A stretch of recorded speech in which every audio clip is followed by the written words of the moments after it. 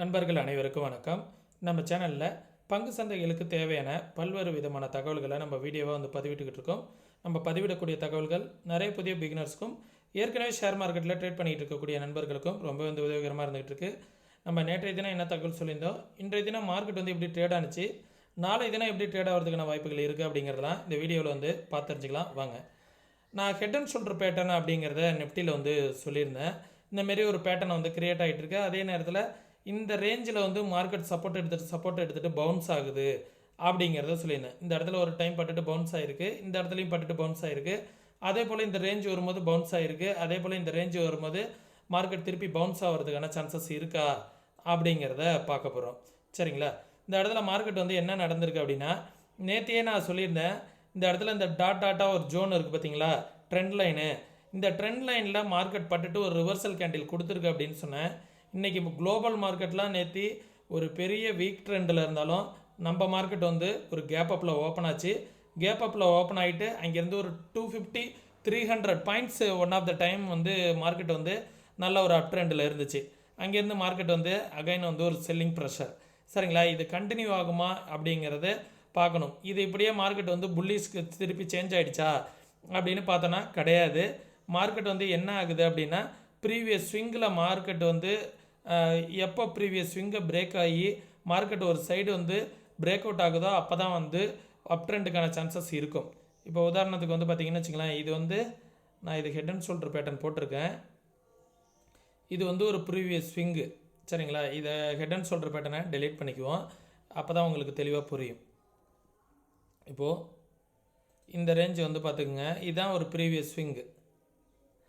இப்போது இந்த லெவலை மார்க்கெட் பிரேக் அவுட் ஆகணும். ஒன்ஸ் 23,350க்கு மேலே ஒரு டே கேண்டில் க்ளோஸ் ஆனால் தான் ஃபர்தராக கொஞ்சம் ஒரு அப் ட்ரெண்ட் வருவதற்கான பாசிபிலிட்டிஸ் இருக்கும். அப்படி வந்தாலும் ஒரு 24,000 அந்த ரேஞ்ச் வரைக்கும் தான் வருவதற்கான வாய்ப்புகள் இருக்கும். ஒரு 1000 பாயிண்ட்ஸ் எதுவாக இருந்தாலும் பட்ஜெட்டில் என்ன மாதிரியான நியூஸஸ் வருது அப்படிங்கிறதுக்கு தகுந்த மாதிரி தான் மார்க்கெட் இனிமேல் மூவ் ஆகும். இப்போதைக்கு பார்த்திங்கன்னா இந்த ரேஞ்சிலேயே மார்க்கெட் ஒரு சைட்வேஸ்குள்ளே இருப்பதற்கான வாய்ப்புகளும் இருக்கும்.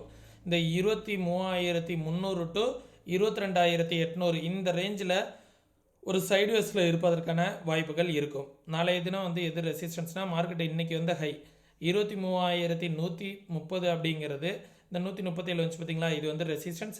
அதற்கும் மேலே வந்துச்சுன்னா 23,344 அப்படிங்கிற லெவல் ரெசிஸ்டன்ஸ். அதற்கும் மேலே வந்துச்சுன்னா 23,431 அப்படிங்கிறது ரெசிஸ்டன்ஸு. ஓகே, சப்போர்ட் பார்த்தீங்க அப்படின்னா 22,800 அப்படிங்கிற லெவல் தான் சப்போர்ட்டு.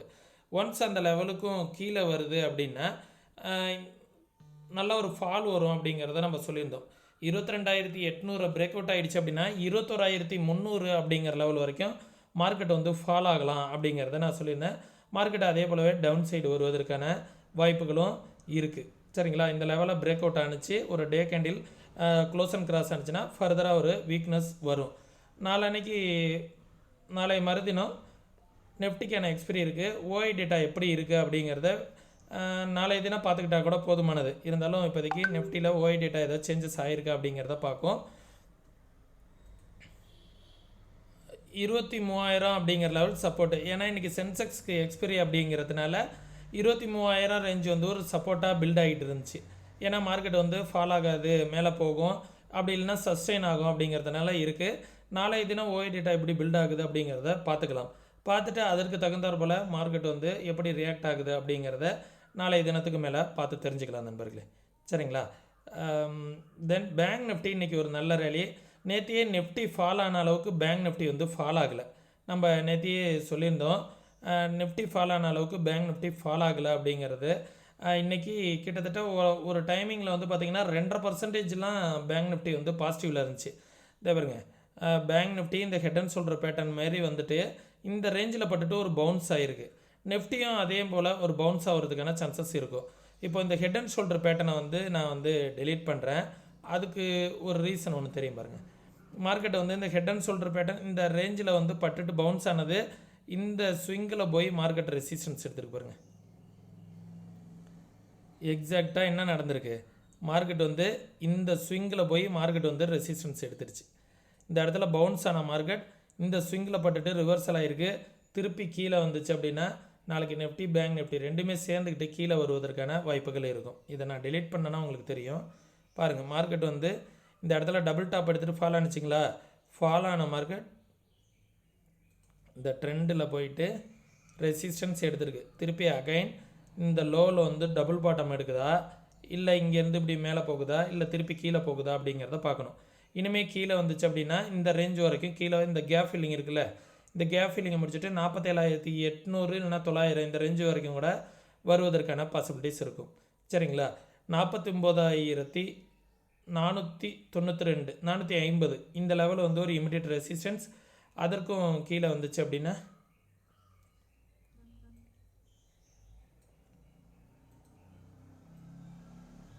இந்த லெவல் வந்து ஒரு ரெசிஸ்டன்ஸு 49,200 அப்படிங்கிற லெவல் வந்து ஒரு ரெசிஸ்டன்ஸாக இருக்கும்.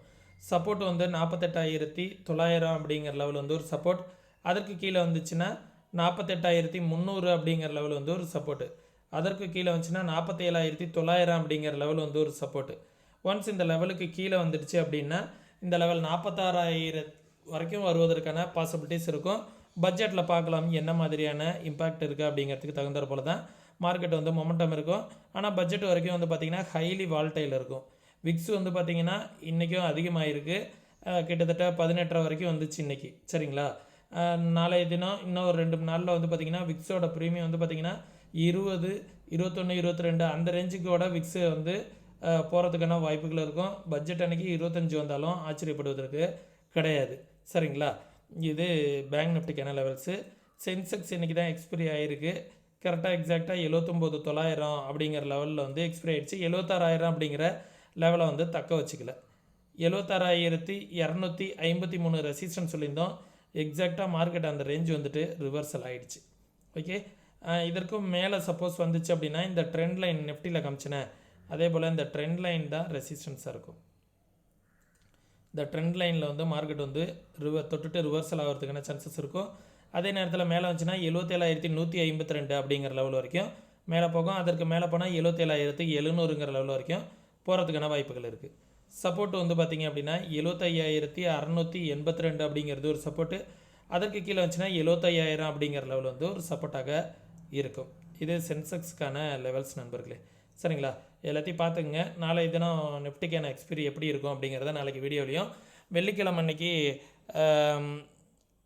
வியாழக்கிழமை அன்னைக்கு வீக்லியோட க்ளோசிங், அதுக்கு இல்லாமல் பட்ஜெட்டு எப்படி இருக்கும் அப்படிங்கிறத வியாழக்கிழமை வெள்ளிக்கிழமை வீடியோலாம் பார்க்கலாம்.